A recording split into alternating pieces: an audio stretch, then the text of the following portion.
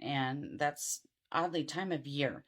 It seems like spring is a good time for criminals to be popping up like tulips. So, I'm not sure if there's an actual correlation to that, but there's a pattern. I even picked it up. Anyways, this case was originally reported in May of 2012 by numerous news outlets all over Florida. I recently scoured an article about this available in thedailymail.com. I hadn't checked the smoking gun yet because there was just enough information out there about this. I didn't feel I needed to delve any deeper into this guy's life, and it's a decade old. So, um, yeah. So I'm going to keep it simple. Hopefully, don't wreck this guy's life, if he made some changes for the good. My apologies in advance. I hope all have had better luck and made better life choices since. On or about May 28th, 2012, 20-year-old Milton J. Hodges Jr., no permanent address, was enjoying an evening shopping at the local Lowe's home improvement store. At approximately 7:30 Eastern Standard Time, Hodges brought some mango and banana trees to a register near the front of the store. Or it was possibly the garden center. Not real clear on that. Now, instead of pulling out his wallet, he instead brandished a pair of scissors, holding them to the clerk's throat, evidently not wanting to pay for these items. The clerk somehow was able to escape Hodges' clutches, who then in turn used the scissors, demanding cash from another cashier before being chased out of the store by patrons and other staff. Hodges, I take it, was looking for a clean getaway. Thought he was in the clear once he'd crossed the street from the angry mob, then scaling a brick wall like a pro and sticking the landing perfectly on the grounds of the Cypress Cove Nudist Resort and Spa. I hadn't found any word on the reception Hodges received from those at the spa once he'd scaled the fence. However, his crime spree did not end there. Oh no.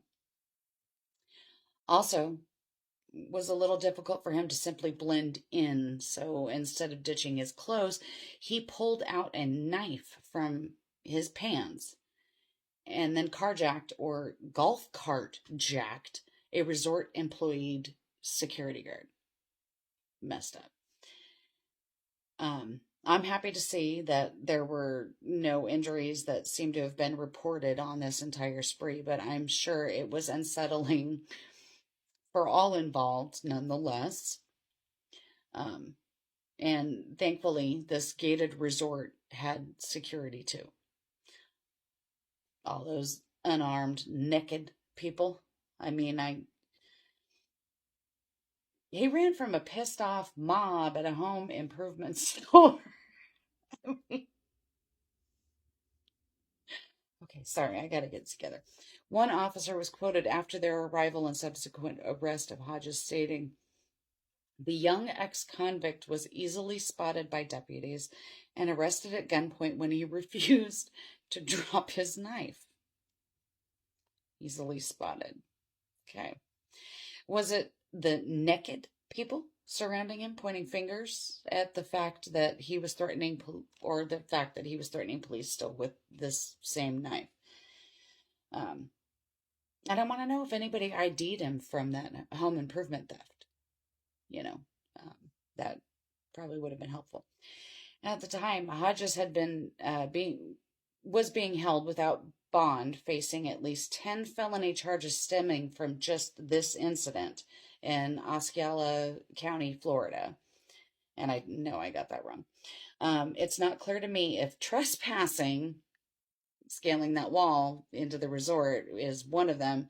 I'm not sure if that falls under misdemeanor felony scale. I haven't been caught doing it, so I don't know. Hodges had actually been on the run since April 1st after being accused of robbery that occurred at a Kangaroo Express store. Not sure what that is, but his bond was $250,000. So I'm left to assume that this was significant. Or he's a habitual offender, one of the two, and they were trying to prove a point. But I wonder if that's like a Panda Express, but instead of like Asian cuisine, it's like, I mean, would that be our Aussie barbecue? I don't know. I'm gonna have to look that up. I probably should have looked that up before I started recording. But anyways, um, now I found another report that stated Hodges had previously and prior to April received a 28-month sentence for another incident where he not only committed armed robbery but severely beat a store employee with a Pepsi can. I couldn't find a complaint detailing the injuries or individual charges for that attack, but did he actually serve his time? I mean, that's 28 months. The robbery happened at age 18. A person was severely injured, according to the reports. We know what the bond was. And he was 20 when these new crimes were committed as of 2012. So the math ain't working for me. Um, so, I mean, there was no deals or anything like that mentioned. That was the 28 months. That was his sentence, period. 2 years, 4 months. Still not adding up. Either way, he didn't serve all of that initial sentence, and in my humble opinion, that could be part of the issue. Hodges' life has its own course, yes, but had he been in jail as ordered originally, these following crimes may not have happened at all.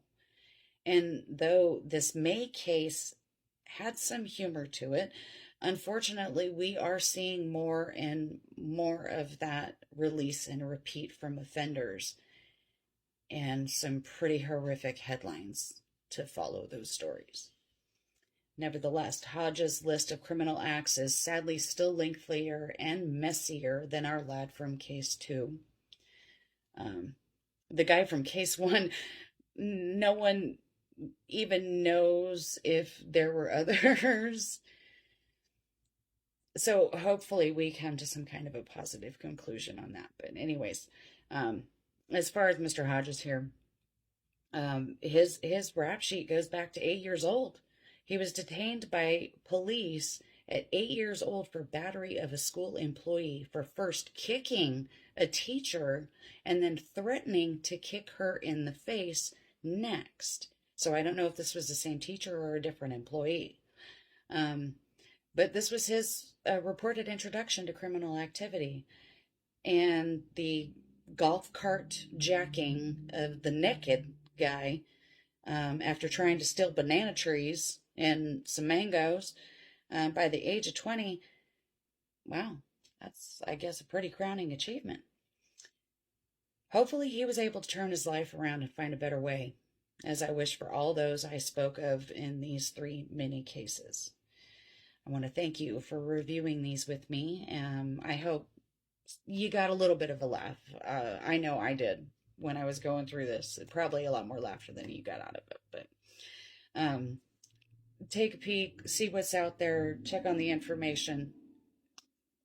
It gets a lot funnier.